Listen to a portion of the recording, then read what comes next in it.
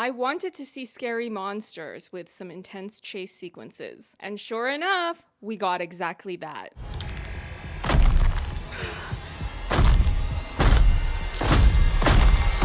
Hi, I'm Lady Genevieve, and on my channel, I like to talk about entertainment media. I've been very good at staying consistent with reviewing new films this month, and if you've been following along, you already know the format. Spoiler-free feedback first, and then we will discuss spoilers. You can proceed as far as you prefer. The sections are time-stamped.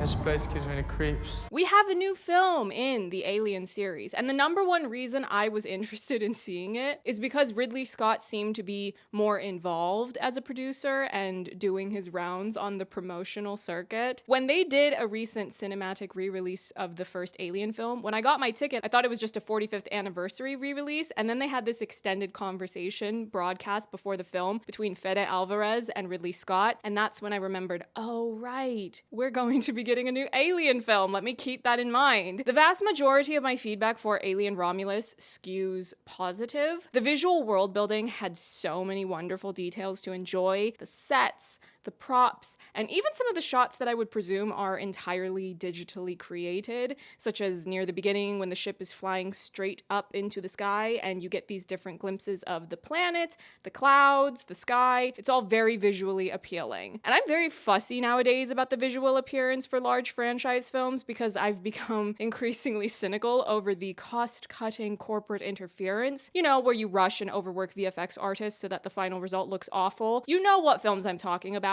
It's where you've got actors standing in front of the most ugly green screen sludge, and if you're going to pay hundreds of millions of dollars for a production budget, I am going to expect nothing but the best that money can buy. The one glaring issue I had with Alien Romulus actually did involve bad VFX. I cannot specify what that is while we are still in the spoiler-free section, but I'm assuming if you've seen the film, you can already guess exactly what I'm currently talking in circles about. If anything, the rest of the film being as visually strong as it was made this one thing look so much worse by comparison. I had a lot of fun with the action and horror elements of Alien Romulus. Fede Alvarez is someone I'm most familiar with for doing the 2013 Evil Dead film, and I think his background in horror was very well suited to create these horror and action sequences. Even though the Alien film series was jump-started by Ridley Scott and then James Cameron, who are two of my absolute favorite directors, neither one of them is generally regarded as a horror director. Now, that's not to say that they're incapable of instilling fear and tension in an audience, but it's just not the genre they're first and foremost known for. Having said that, though, being hunted by a giant alien and becoming forcibly converted into an incubator for its offspring, yeah, it's a horrific concept. There were so many examples of Fede Alvarez's horror background coming into play and yielding brilliant results. Anytime the main group of characters was trying to avoid being caught by the aliens or they're being hunted by the aliens, I found them to be very effective.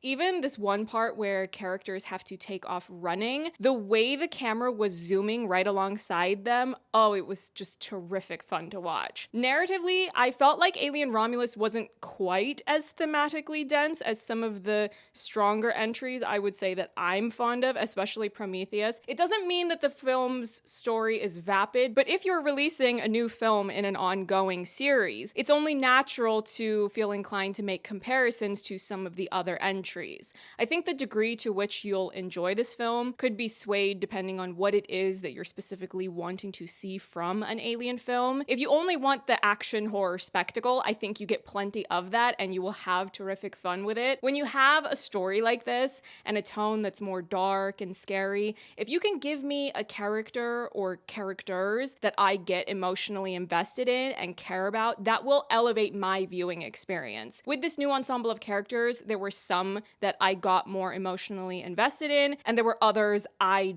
did not care about. I could more or less tell how long certain characters were going to last, depending on how much the narrative made me care about them. There were some people I was audibly responding to when danger was looming near them, and there were others that I was perfectly ready to see get God. The main relationship that you follow in the film is between two of the lead characters, and I wasn't really sure how much I was going to be invested in the outcome of that story or what I even wanted the outcome to be. But by the time we reached the end of the film, I felt like it was a very emotionally satisfactory arc. I'm not trying to overly compare this film to Prometheus, but I just happen to really, really like Prometheus. I can't do a full comparison to every Alien film because I've watched different Alien films at different points in my life, so I have varying amounts of recollection for them. I also don't remember if I ever saw the Alien vs. Predator sequel. If I had the time to rewatch all of those films in preparation, I would have, but either way, you are more than welcome to let me know in the comments which Alien film or films happen to be your favorites in the series. Long story short, Alien Romulus is not at the caliber of Prometheus,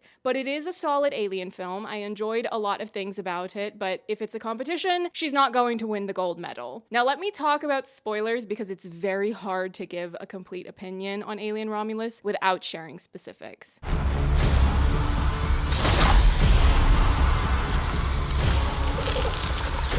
If you've already seen Alien Romulus and you've heard me say that there was something visually egregious in the film, I would guess that you already know what it was that I'm talking about. Alien Romulus takes place between films 1 and 2 in the Alien series. In the first film, one of the characters from the main ensemble is an android named Rook, who is portrayed by Bilbo Baggins himself, Ian Holm. Ian Holm passed away in 2020. However, Alien Romulus decided to bring back Rook for this film, so they've digitally placed his face onto another actor, and it looks terrible. Moreover, it feels ethically questionable given this ongoing struggle between SAG and the Wall Street finance bros infiltrating and poisoning the film industry and television industry, of wanting to steal and download the likeness, voices, full body movements, all these things from actors so that horrible finance bros can keep harvesting the work of real artists just to create a money printing machine. If I compare this film to something like The First Omen, which was released this year as a prequel to the first Omen film, they were very tasteful about interconnecting the film visually to that first Omen film. You do see a photograph of Gregory Peck, but they didn't do some hideous baby geniuses caliber VFX to make it look like Gregory Peck was back from the dead to appear in the latest Omen film. By the way, I never made a review video about the first Omen, but I will just say right now that I really enjoyed that. It's currently sitting in my top 10 films of the year. I don't know if it will stay in there by the time we hit December, but for now, it is somewhere in there. If Alien Romulus wanted to bring back Rook, I'm not opposed to that. You could simply hire an actor who can play the part in a believable way and looks somewhat similar to Ian Holm when he appeared in Alien. When you think about classic stories, whether from literature or mythology, stories that are told and retold and reimagined, there are numerous performers who play the same character. How many people have played Hamlet? If the VFX hadn't looked as horrible as they did to try to recreate Ian Holmes's appearance, maybe I would be slightly less antagonistic about the choice to do things this way, but I would still have questions about the ethics and legality of what amounts to harvesting free labor from an actor who is no longer around to be paid for their work. But for it to look as bad as it did, that was simply adding insult to injury. And that was the main criticism I had for Alien Romulus. The only other critique I might offer is that sometimes the film felt like it was slightly off with its pacing. It wasn't too bad, but there were just a couple of moments where it felt longer than 2 hours. And just so we're clear here,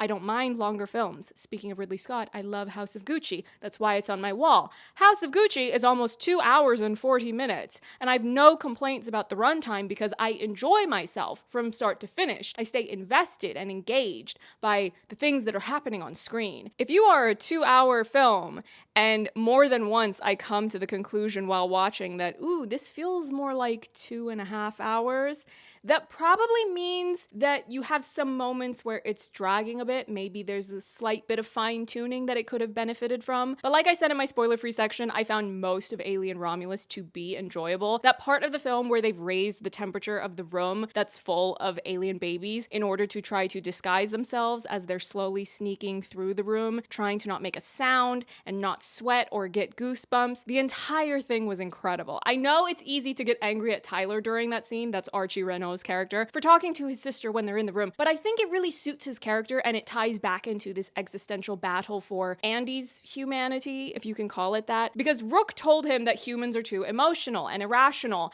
and he's seeing this firsthand in a way. Tyler's worried about his sister, so his body starts reacting, and then once they all take off running while being chased, I feel like that was one of the most fun parts of Alien Romulus. Fede Alvarez really leaned into the Evil Dead of it all. We were going full Sam Raimi with the camera going whoosh. The camera is going to follow these characters, move with them as they run for their lives. All of the chasing and hunting was where I saw some of the strongest filmmaking and storytelling of Alien Romulus. That was where he could really shine as a filmmaker and call on his horror background. Even when it's a shot where you've got a human character in frame and something is moving behind them, I loved moments like those. I really felt like Brenda from Scary Movie 2, because I was responding out loud to the screen. Things like, no, don't do that. Don't go in there. Everything about the film that could lend itself to being a fun popcorn watch, I had no complaints about. The action and horror were where I had a lot of my biggest compliments. I know that some people might be cynical enough to dislike certain visual references, such as the main character Rain tilting her head away from an alien that was leaning in really close to her face because it was such a distinct visual homage to Ellen Ripley. But I think this is a case of damned if you do, damned if you don't. If you don't show that love and care for what launched the world of Alien into the pop culture stratosphere, you will upset some viewers for not taking it into account as much as you should. If you reference it, you will have some viewers who will chide you for being overly referential, derivative. They will probably project their dissatisfaction with the current IP-heavy media landscape onto the film. Like I've already said, my biggest gripe was with the Rook VFX and harvesting Ian Holmes's image in that way. Doing a visual nod like that shot of Sigourney Weaver, I was fine with that. What Alien Romulus did with the relationship between Rain and Andy, that was the film's emotional core. You have a human girl, her android brother, and a battle for his humanity intertwined with this larger existential battle of survival. I couldn't really tell what they were doing with Andy at first, and I think in hindsight that was a good thing because it was bringing in an element of suspense and mystery. I didn't know if they wanted to take someone more innocent and corrupt them into a David-esque figure, but I ended up finding their story really heartfelt and moving. Even though there was this period of time where they were separate from one another, they really maintained the emotional thread between them by having her dealing with the guilt of him potentially having to be decommissioned when they are hopefully going to arrive at a new planet. And she was generally worried about his well-being with these dangerous new circumstances. Giving Rain and Andy these moments and opportunities to save one another, it wasn't just a means of creating grand action spectacles. It was also a way for the viewer to become emotionally invested in their relationship so that you root for them to be able to survive the entire ordeal together. And to a secondary degree, I did enjoy the way they killed off Tyler, not because I didn't like him, but it felt so true to his character. I didn't fully know how I felt about him at first, but seeing how much he cares for his sister and also Rain, for him to jump in the middle so that he is the one impaled by an alien tail instead of them, if there's one thing I know I can count on Archie Renaux to play in a story, it's be a self-sacrificing boy for the women he loves. If you know, you know. Now, Letterboxd only allows you to rate on half-star increments. You cannot log something as a 3.7 or a 3.8. You have to commit to either 3.5 or 4 out of 5 stars. And I flipped it to a 4 because the ending was so brilliantly put together, and that was the note I left on. It was so creepy and at times gross, as any alien film should be. There's always been a certain amount of body horror built into the premise. What do the most casual movie viewers remember about the first Alien film? John Hurt having an alien burst out of his chest. I was so curious about what they were going to do with the pregnancy in Alien Romulus because Ridley Scott had the most memorable take on that concept in Prometheus, so I wanted to know what Fede Alvarez would do with it. You've set up a prominent lead character, Kay, and we know that she's pregnant, so I didn't know if the aliens would respond to her differently than the others, since their whole way of being is getting humans to implant babies to grow inside them, and Kay already has has a little something growing inside her. But the audible response I gave when Kay got that syringe to inject herself, it was a lot. I figured it was going to be bad, but it was so much worse than I could have imagined. The creature design for the thing that grew after she gave birth to it, oh, I wanted to leave my body. It was so scary and menacing. Fede owes me money for the distress of seeing it popping back out when Rain was trying to climb up her tether back into the ship. Horrific. That feeling of dread never went away either. Even when Rain was seemingly okay and she's put Andy into a cryopod and she's going in one too, I was still tense. I was waiting for it to pop back up somehow. Maybe because this isn't a straight up horror film, it's more of a science fiction action horror hybrid.